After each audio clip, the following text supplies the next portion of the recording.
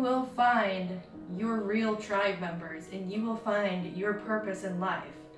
Yes, ego death can be intense, and to some, if you're fighting it, it can be scary. But if you understand the steps and the signs and different ways to connect with community, you don't have to feel so alone. Welcome back to Blue Soul Community. If you're new to my channel, I'm Abby, but you can call me Blue, here to talk all things metaphysics with the aim of raising the vibrations of the collective consciousness. Today we're going to talk about ego death. What is it? Why do we go through it? What are some of the signs of having an ego death? And is it something to be afraid of?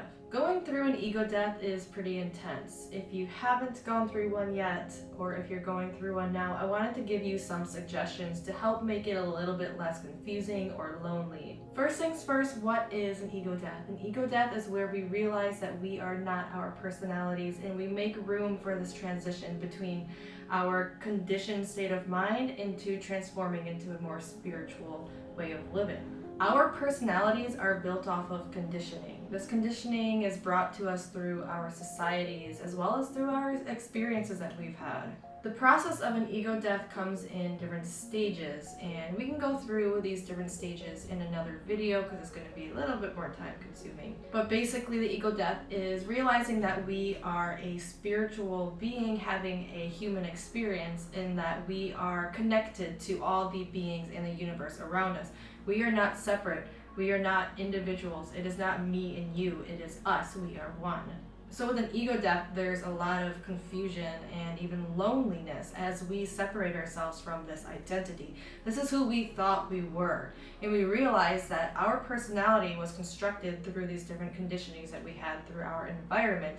And we realize, okay, well, I have this part of my personality because of this, and over time we can dissolve those different personalities or choose not to react to our environment based off of these personality traits. Within an ego death, it's really common to start questioning how you fit into society and what your purpose is on this planet. You no longer fit into the societal norms of the 9-to-5 rat race. Like, that's just not an option.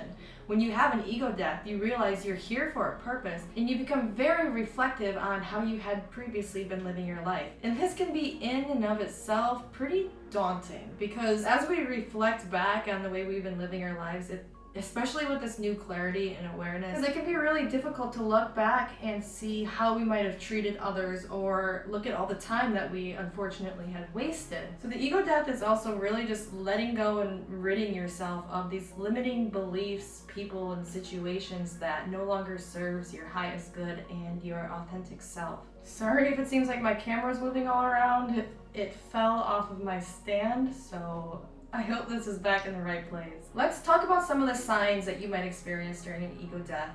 Maybe you're experiencing one now, or you realize that you went through one in the past. So some of the common signs are a loss of identity and confusion on how you fit into the world.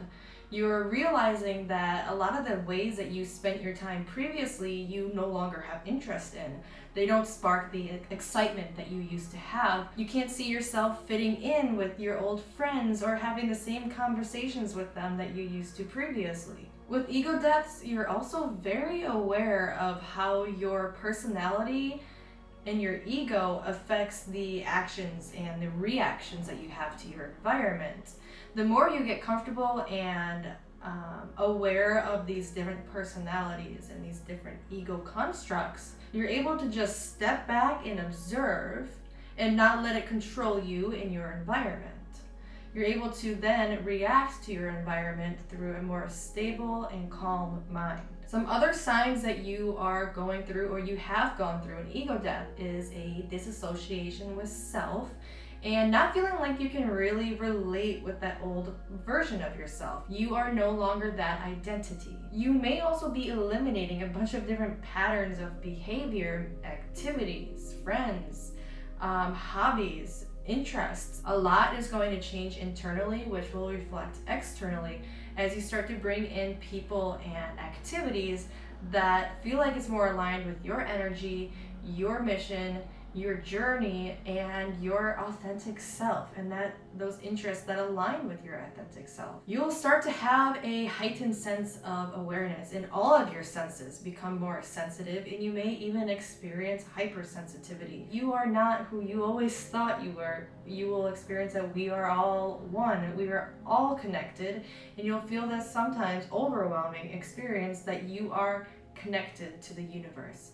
You are not separate from it, you are it. You may even find yourself looking into spiritual practices like yoga, meditation, different divination methods like tarot reading and numerology. You'll find yourself looking for ways to get in touch and get to know your own soul, and ultimately you will find yourself wanting to spend a lot of your time helping others and healing others, because you'll end up experiencing this overwhelming feeling of loneliness, loss, and confusion of humanity, this disconnection from self and community that we're all longing for, but we were all stripped of in these modern day societies. Through your ego death, it's likely that you will experience at some point a phase of isolation and possibly loneliness.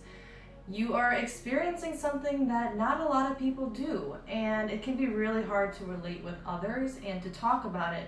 Even though these are the times that we feel like this would be the best time to talk with someone, it's kind of hard because a lot of people don't really understand, and they might look at you with little weird eyes. But these phases do pass, and so much beauty comes on the other side of it. Should we be afraid of an ego death? And although it is a very intense and confusing and overwhelming time, we are lucky to have the ability to even experience an ego death. Yes, it's true, we might lose some friends and family and even colleagues or jobs that no longer align with us.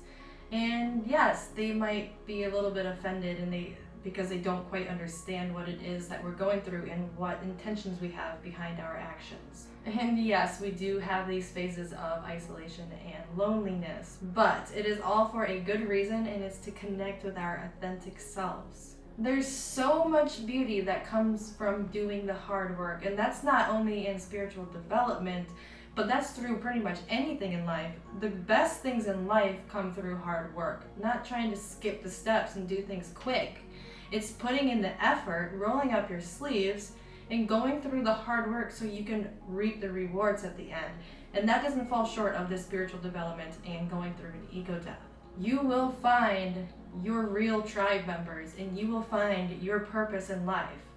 Yes, ego death can be intense, and to some, if you're fighting it, it can be scary. But if you understand the steps and the signs and different ways to connect with community, you don't have to feel so alone. It doesn't have to feel so alien. It can be a truly beautiful process, which opens up so many doors. Overall, the experience of ego death and spiritual development is really just opening our lives up for more love, more compassion, and ultimately more purpose and more community. What can get more beautiful than that? That is the essence of being human, is to connect, to create, and to express. Now, we talked about how overwhelming it can be sometimes. Let's look at some different ways that we can make it a little bit less overwhelming. Number one, I would say, is community. And that is why I built the Blue Soul community, because we all need a safe place where we can feel vulnerable and we can connect with people who truly understand. It's hard enough going through a spiritual development and going through ego death with all the loss and the loneliness and phases of isolation that comes along with it. Let's help each other to not feel so alone in this process. We can open our hearts to one another and share what we're going through and find that, wow, there's so many other people that are going through exactly what I'm going through in their own unique and beautiful way. If you're feeling called to, I invite you to join the Facebook community in the description below. We hope to see your voice there. Do not feel pressured about sharing your story. You're welcome to step back and observe and jump in the conversation whenever you feel called to. Another way that makes this process not so difficult is doing your research and understanding the different experiences that you might expect. There are no set rules. There is no real guidebook. on spiritual development. There's so many different, I want to say, rules, but we all have our own unique experience. What works for you is what works for you. That's your journey, and no one can tell you otherwise, whether what you're doing is right or wrong. If it works for you, that's all you need. But it does help to do the research and learn about the subconscious and how it influences our day-to-day actions. Understanding the science behind things like journaling and meditation and even exercise can have on your mind health. Even looking at divination methods like numerology and tarot and even astrology can help you find more guidance and clarity into your own charts, why you are the way you are, and can even help steer some of your life paths if you're in a time of confusion. But the more you know and the more you understand and the more you're equipped with different tools, the easier it will be to move through the stages of ego death. I highly recommend meditating if you do not yet, or if you do but not as often, to incorporate it into your daily routine. Meditation can help ground you. It can also help you get to know your subconscious mind through your conscious mind. Meditation is beautiful for grounding yourself. You can incorporate breath work and you can incorporate yoga. Meditation is amazing for getting to know your subconscious mind, and it's also a great practice for learning the art of silencing the mind. Being in the moment and being grateful for everything. There is an art in being grateful, and it is trying to find what it is you could be grateful for, and especially in the difficult moments, in these challenges in life, to look for that light. And when you can get your mind accustomed to that, the little things are so beautiful. Another amazing tool for getting through, honestly, not even just ego death, but pretty much any experience that you have as a human, is journaling. There are so many methods of journaling, and I will say this in every video I make. Journaling is one of the top methods you could use to get through anything. It provides so much clarity, so much structure. It allows your subconscious to flow, and you may end up writing stuff that you wouldn't even realize you were thinking, and your subconscious is literally channeling through your hand onto this paper. It's just amazing what can come out. And the more you get used to picking up your journal and writing a thought when it comes up, then these thoughts become more clear and crystallized, and they're not just like these passing thoughts, but there's something that you can take action on, something that you can look back and analyze and check the patterns of your behaviors, of your reactions to your environment. And the last tool I'll talk about today is getting to know your subpersonalities. So there are a lot of different methods that you can do this, and you can look into shadow work. Meditation is a really great way to get to know your subpersonalities and try transforming the negative personalities, or what seems to be negative, into something positive. You would look at this subpersonality as a entity, as a being, and you would visualize this being, bring it into this beautiful, abundant garden of light and love.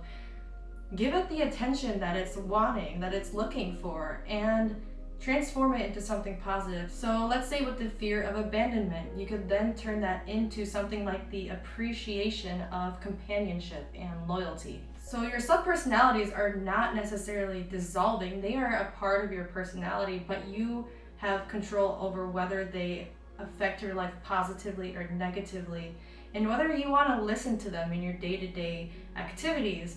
You can choose to step back, observe how your ego would react, and not use that as part of your reactions to your environment. So we talked about what the ego death is and some different signs of it, as well as if it's something that you should be afraid of. But I didn't leave you hanging. I gave you some amazing tools that you can use today, that you can lean on in any turbulent, lonely, or confusing times. And you're also welcome to join a community with others that have also experienced an ego death or maybe going through one currently. I love you all so much, and if you haven't yet, please give this video a like, subscribe, and comment so we can help others find this video who might also be going through an ego death. Check out one of these videos over here. Stay blue, and I will see you over there. Through your ego death, it's likely that you will at least experience